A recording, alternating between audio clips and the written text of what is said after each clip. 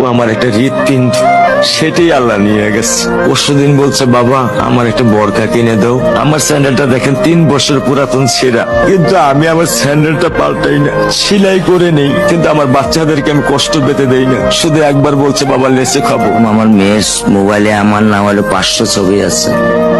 আমি এখনো সাহস পাইনি আমার মেয়ের একটা ছবি বের করে দেখতে। আমার সেই সাহস নাই।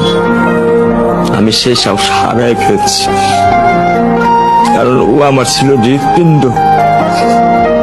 ওর জীবনে এমন কোনো চাওয়া নাই যেটা আমি পূরণ করি নাই।